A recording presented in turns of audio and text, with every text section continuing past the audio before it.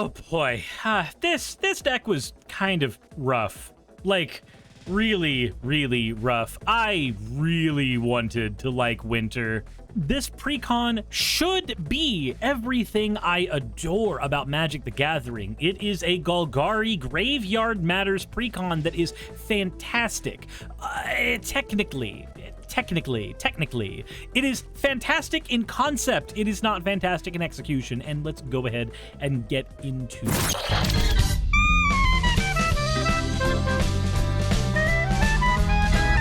The Death Toll precon comes with two different commanders we can choose between. One is Winter's Cynical Opportunist with a Delirium ability and a Self-Mill ability that are fantastic, kind of, sort of. And then we have Rendmaw Creaking Nest, who says when he enters and whenever you play a card with 2 or more card types, each player will create a 2/2 black bird token with flying that are goaded for the rest of the game. I'm gonna be perfectly honest, between these two, I think that Rendmaw is not the play. Rendmaw feels like a different Grismold-style Golgari commander, and that's just not what we need to be going for here. I think Winter's abilities serve a Golgari reanimation strategy way better than anything else we could possibly go for, so let's go ahead and focus on her. Out of the box, the deck contains 2 board wipes, a few Delirium payoffs, a very unsubstantial draw package, a little bit of evasion for the commander, 6 major graveyard payoffs, but some of them are just kind of generic, like Hornet Queen and Giant Adaphage.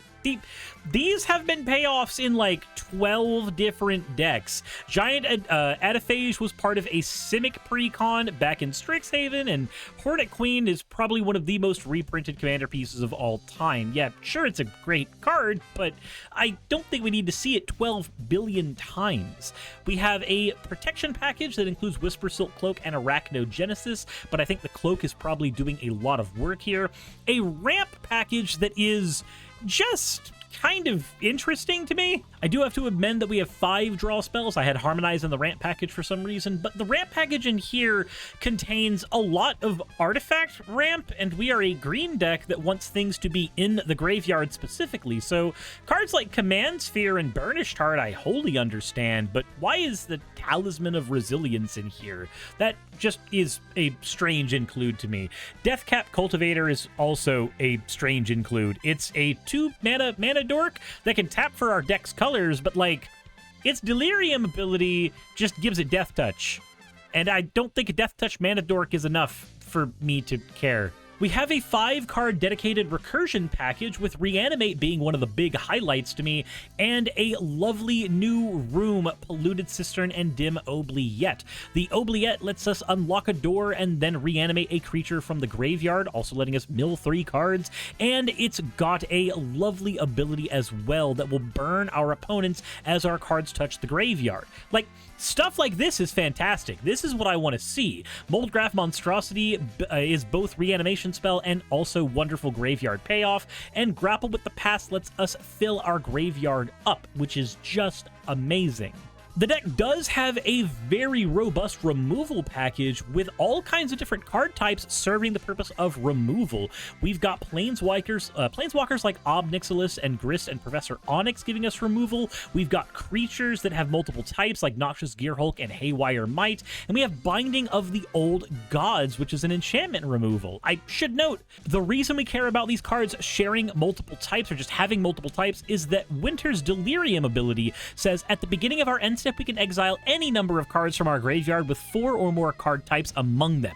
If we do, put a permanent card from among them on the battlefield with a finality counter. Now, the reason that we want cards that have lots of card types is we don't have to get rid of 4 cards from the graveyard.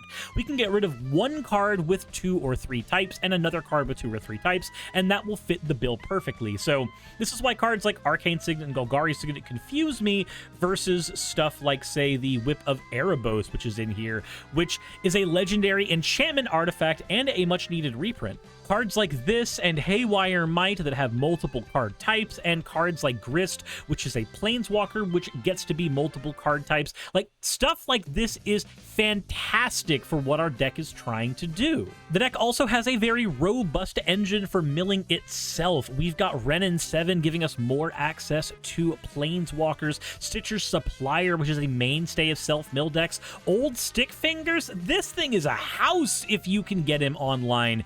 Jesus. Like, if there's one thing this deck is stacked in, it is the ability to mill itself, though there are some inclusions that I think are there purely for flavor that I've never really liked in execution, like Deadbridge Chant, which lets you mill 10 cards, sure, but for 6 mana, I need to be doing more than just that. I can get close to that milling 10 just by dropping a Stitcher Supplier down and then sacrificing it. The land section of the deck is actually really nice, though. So we've got Barrenmoor and Tranquil Thicket giving us access to cycling lands into the graveyard, which is a fantastic way to increase our card types in grave. There's a large amount of dual lands available to us, even though there are some that I just do not understand why we keep putting in. Temple of Malady, Jungle Hollow, these really don't need to be in every precon, especially not Jungle Hollow. I don't know when somebody wants to have a tapped land coming out just for the low benefit of getting 1 life. In every situation, you could be dropping a Tainted Wood or a Woodland Cemetery, and these are serving far better of a purpose. I'm also happy that Viridescent Bog keeps getting reprinted alongside Twilight Mire, showing that you can run both of the filter lands. But where the deck building in this deck shines for me is the fact that there are multi-typed lands in here as well. Vault of Whispers, Dark Moss Bridge, these are artifact lands, while Dryad Arbor gets to be a land creature. Every single one of these cards having multiple card types is fantastic, but where it drops the ball is that we only have 3 fetching lands here: Ash Barrens, Evolving Wilds, and Terramorphic Expanse. I don't understand why we don't put Escape Tunnel in more of these precons, since it is serving the same purpose as cards like Terramorphic Expanse, and a deck like this desperately wants its cards to touch the graveyard. Like, you get way more benefit out of cracking a card like Terramorphic Expanse than just getting a Jungle Hollow out if we are going to be putting a land on the battlefield tapped. That said, let's go ahead and address a lot of this with the cuts.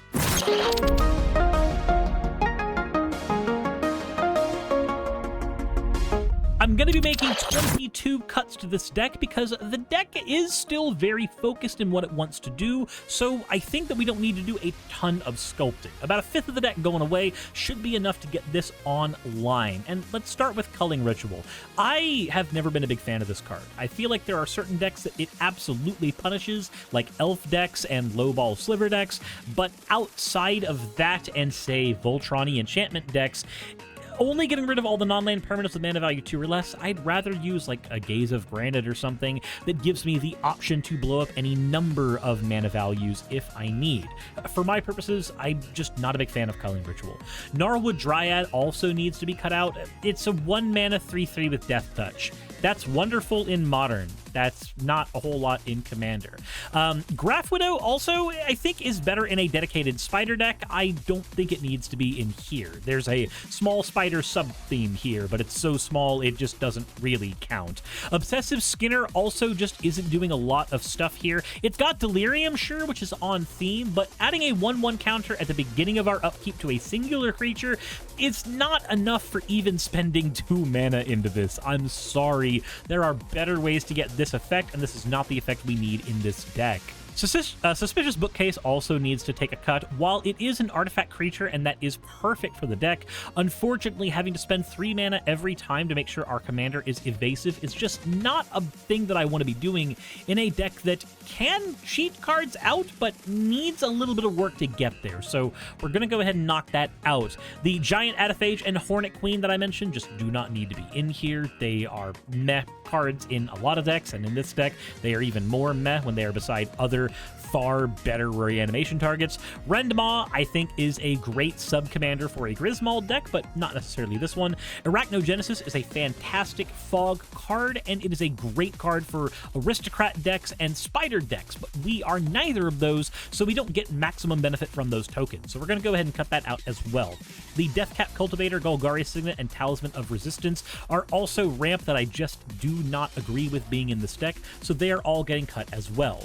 The removal removal package had an Inscription of Abundance as a fight spell, and I think this is to try to make sure that all the Death Touch stuff in the deck has more benefits to us, but I'm gonna be honest, I just don't think we need this at all. It's just an underperformer in 90% of situations. As for self-mill, I've gone ahead and got rid of stuff that I think is far too costly or not doing a lot. Moldgraph, Millipede, Carrion Grub, and Deadbridge Chant are asking too much mana for their respective effects, and Grimflayer only gives us his ability when he deals combat damage, and as a 2/2 with Trample, that's not going to be a whole lot. Yes, he does get Delirium, and he'll be able to swing for 4, but in a game of Commander, a 4/4 with Trample is just not a whole lot of oomph. So I think we can go ahead and cut him for some better options. Finally, for lands, I think Jungle Hollow and Temple of Malady need to go, and to make room for some other lands we want to throw in, Necroblossom Snarl also is going to take a cut. It's not a bad card, we just want more fetching lands to benefit from our Commander's ability. Finally, Temple of the False God needs to stop being included in every Commander Precon ever, so we're just getting rid of this here, and Reliquary Tower is going to go away too. It's, again, not that it's a bad card, but Reliquary Tower is seen as an auto-include for a lot of players, and I disagree with its auto-inclusion status, especially in a deck that wants to see cards touch the graveyard. If we happen to draw 5 or 6 cards in a turn, I don't want to keep those in my hand, I want to throw them in the grave so our commander can reanimate them and get them for free. Reliquary Tower operates completely against the ethos of what this deck is trying to do, so we're going to go ahead and cut it out. With that said, that is 22 cards removed. Let's make sure that 22 cards make their way in, and let's make sure that they do not break $15 in terms of the monetary value of those cards. So, let's go ahead and see what we upgrade the deck with.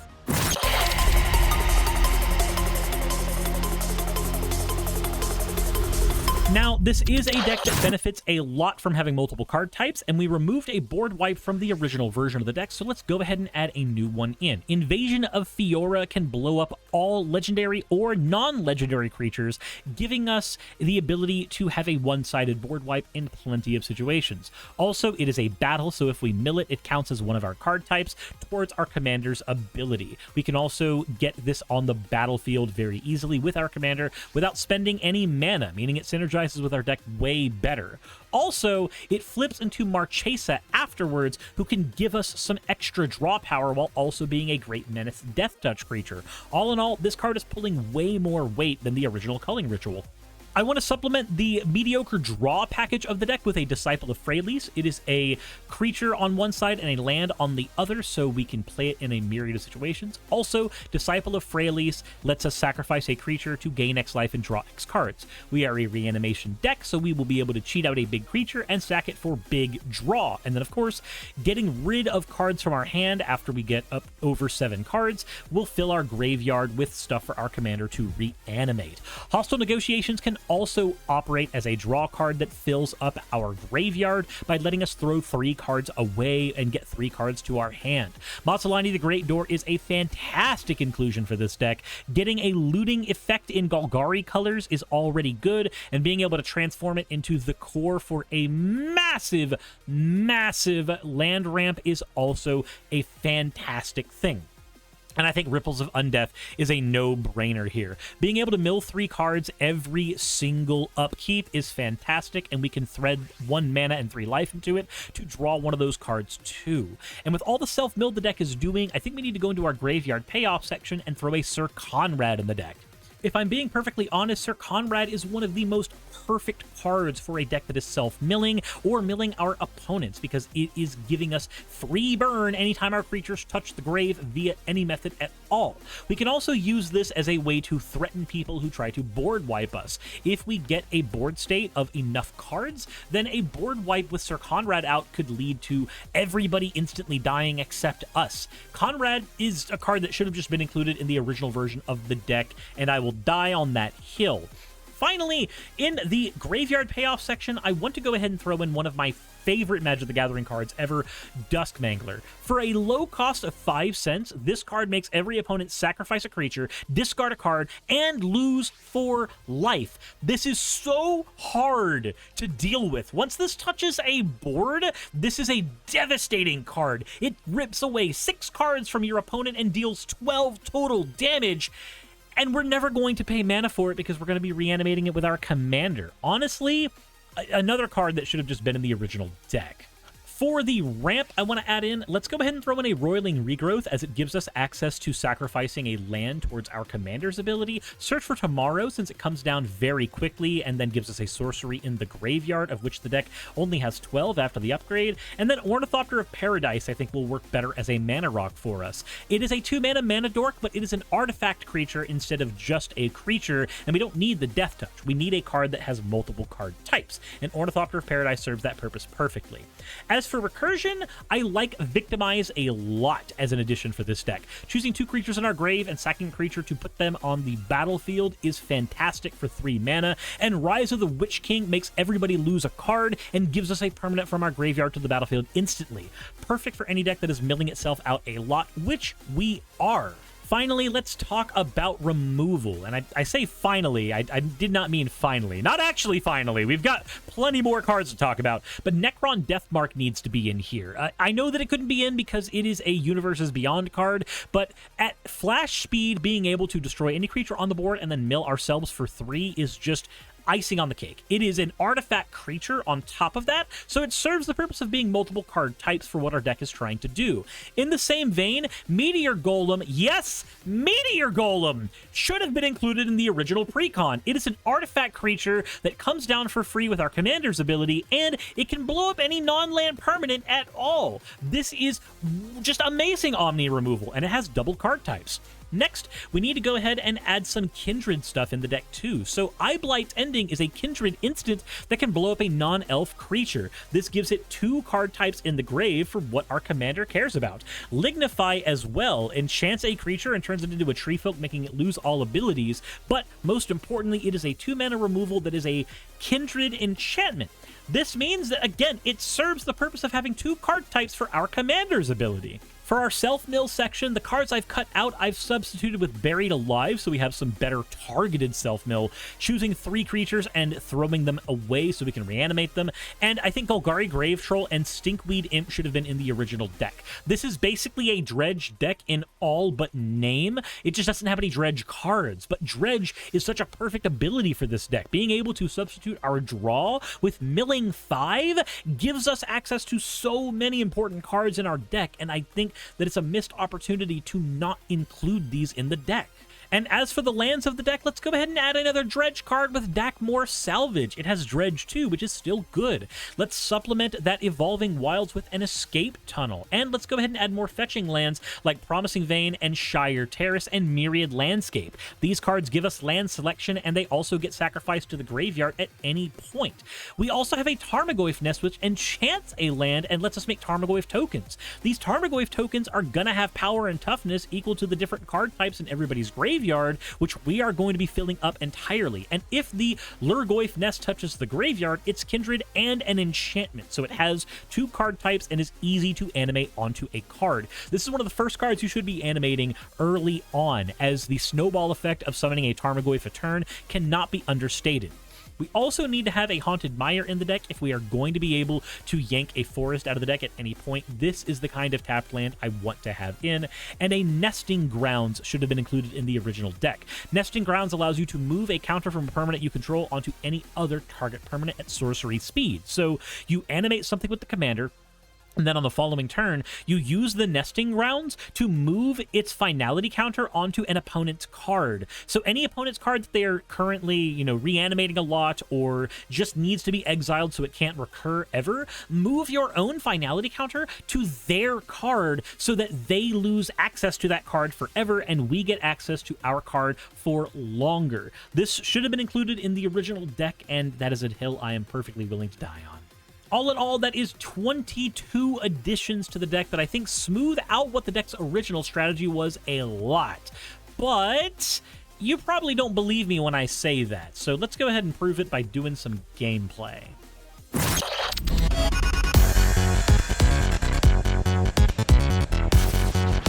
So let's let's go ahead and look at what I think a keepable hand would be. We have a Haunted Mire, an Arcane Signet, a Forest, Ornithopter of Paradise, Ripples of Undeath, Grapple with the Past, and a Vile Mutilator. This is a keepable hand due to the fact that we have 2 different sources of ramp, both colors of mana accounted for, and a draw spell available in the hand with Ripples of Undeath. So let's go ahead and do our first draw and see what we can do.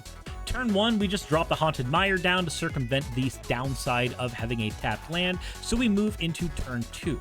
We draw a Swamp, we go ahead and play the Swamp and tap 2 to get our Arcane Signet online. Well, not really the Arcane Signet. I think maybe the Ornithopter of Paradise is the better play here.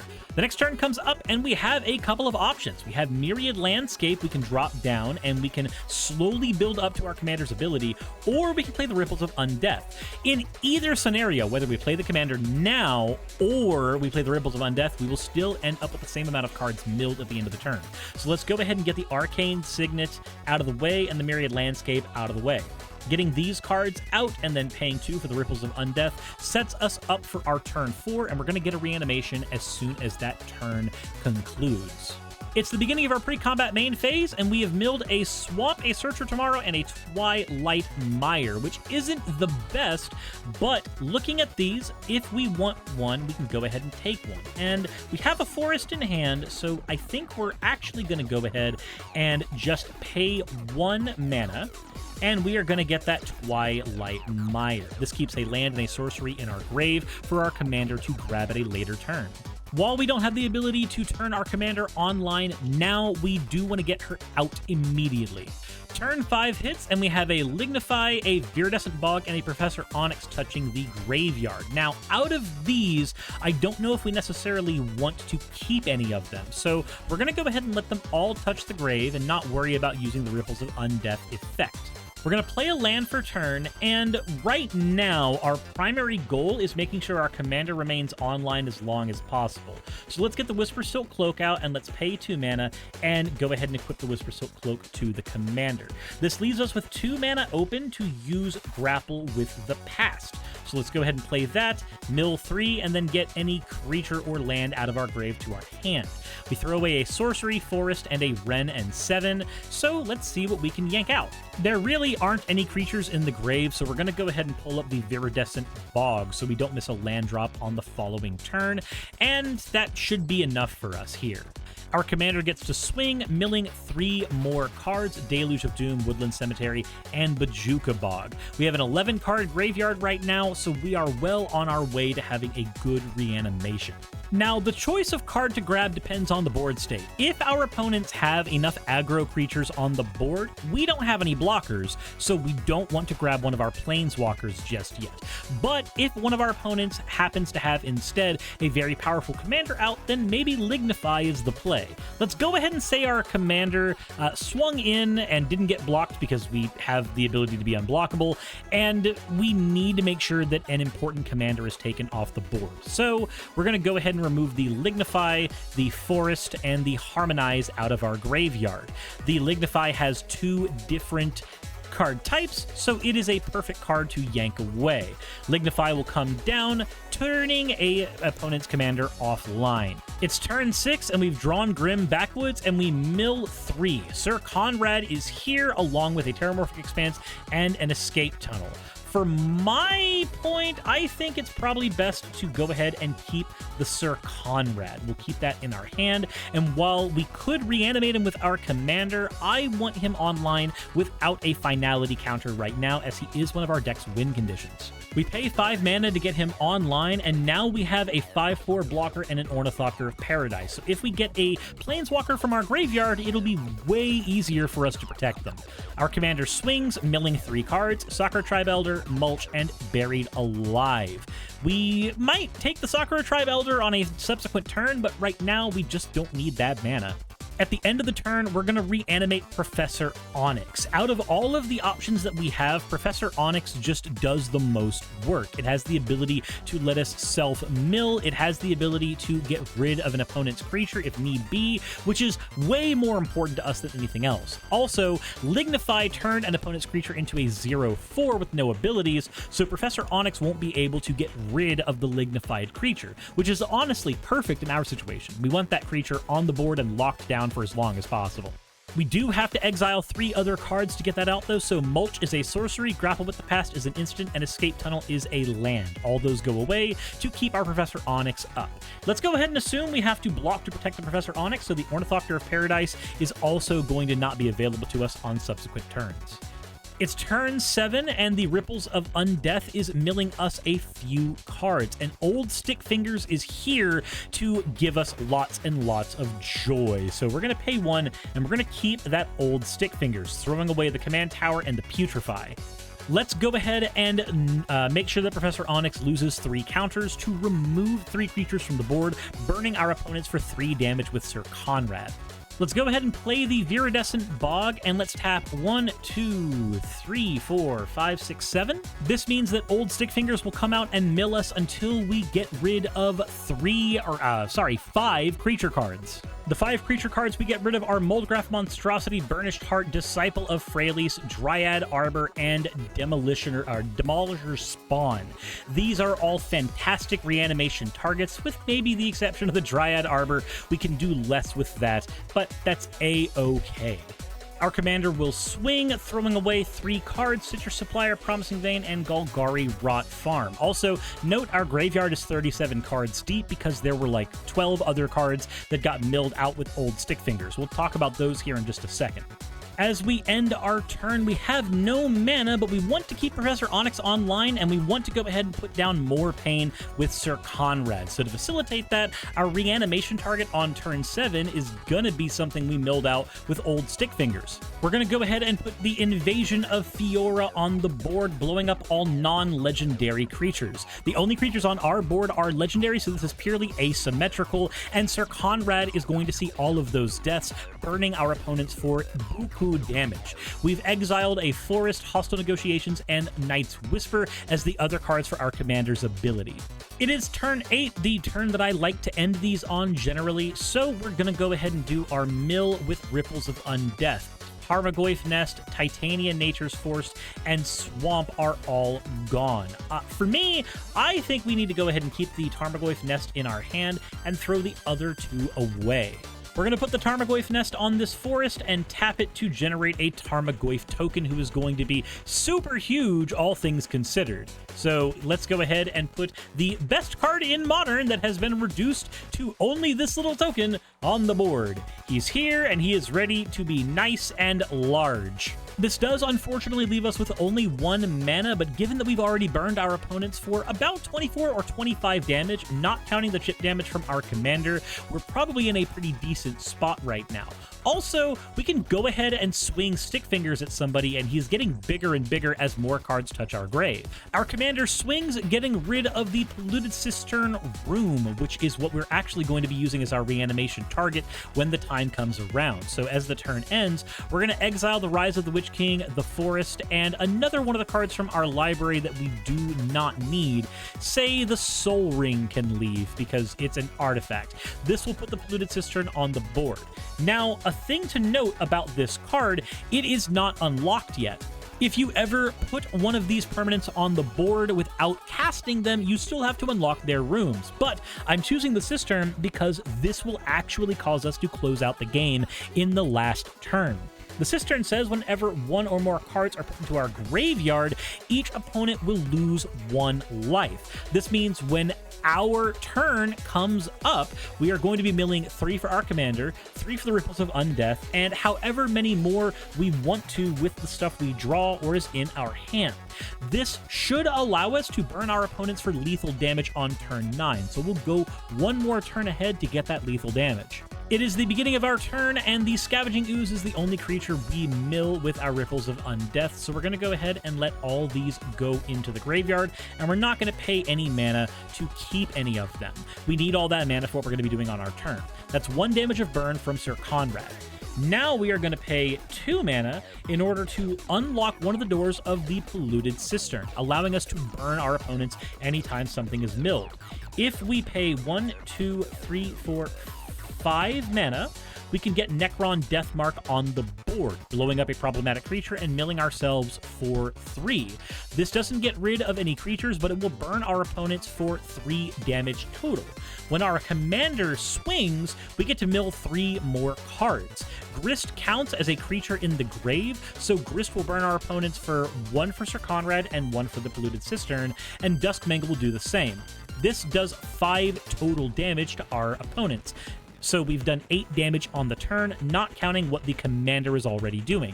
Next, we can use Professor Onyx to lose 1 life, look at the top 3 of our library, put 1 in our hand and the rest in the graveyard. So looking at the cards we have available, I think that it's pretty obvious. We keep the Reanimate and throw away the Binding of the Old Gods. I'm rearranging how my mana was tapped because I should have tapped it differently to begin with, but that's entirely on me. Always keep up your dual lands when you have the option to. There's no reason to not keep up Haunted Mire instead of keeping up the Forest. That said, we need to go ahead and go for the Throat. So we're going to pay 1 mana and use that Reanimate and get a creature out of our graveyard. Citrus Supplier comes out and mills us by 3 more cards. 1 creature is hit in these mills, so we are dealing 4 damage to our opponents with these mills. Finally, as the turn comes to a conclusion, we are going to burn our opponents for the last bit of damage by exiling the Tree of Tales and the Reanimate out of our graveyard with our commander's ability, and the creature we are choosing to animate is Duskmangler. This comes on the board, causing each opponent to discard a card, lose a creature, and lose 4 life. With Sir Conrad out, this means that our opponents are not only burning for 4 from the Duskmangler, but an additional 3 by losing 3 of their creatures, plus an additional however many more if they happen to get rid of any creatures from their hands. Depending on the game state, this probably just ends the game entirely, or it kills 2 players because 1 player is a life gain player that we're going to have to deal with via other means. All in all, I feel like the impact of the cards we chose to add into the deck serve to show how much better this deck can be with a few different cards. The original version of the deck didn't include Necron Deathmark or Ripples of Undeath or Duskmangler or Sir Conrad or the board wipe we animated out of the graveyard, and those were all cards we used to great effect to get to lethal damage on everybody by turn 9. I'm generally of the opinion that turn 8 and turn 9 are where most casual games tend to come to a close if one person is not interacted with, and as long as the deck can do that while also holding up interaction to deal with your opponent's stuff, then you're in a pretty decent spot. So just make sure you're testing your decks accordingly. That said, I think we managed to get this deck far more potent than its original version, and I'm very happy with how this turned out. But I want to know what you all think. I'm sure some of you picked up this precon and have lots of opinions on how you think it should be ran, and for all of you, I want to hear your opinions. I want to know what you think. So let me know in the comment section below if you like the upgrades, if you don't agree with any of the cuts. Start a fight in there. I don't care. Just don't do any arson yet. That said, let me know what you think in the comment section below. Hit the like button if you haven't already. And as always, everybody, insert end of video tagline here. Hey, just wanted to give a quick thank you to all of my wonderful patrons who help keep me afloat and help keep this channel going. YouTube and Twitch are wonderful platforms, but at the end of the day, stability is not one of their strong suits. If you want to support my channel, then obviously Patreon is one of the best ways of doing that. Link is in the description. But I do want to personally thank everybody who has contributed to the channel. Those people would be Red Joker, Purple Poundini, Jemshin, Briskrieg, Jupe the Malignant, Michael, Ravalern, Mabbity Babbity, Astral Frontier, Autumn and Angel, Nixie Chan, Mark Anthony, Victorian Alchemist, I'm not saying that, you know that, Arcton Arclacier, Kiratorian, Dren Hadamata, Jordan M, John L, Lord Bleck, Smiling Game Master, and Fire Shard. and everyone else who supports my channel and lets me do what I do full time. This is a dream job of mine that I never believed that I would be able to take full time, and with your help, I've been able to do it. So thank you so very much for that. Thank you for watching the video. I hope you all enjoy, and I hope you all are having a wonderful time. I will see you all in the next one.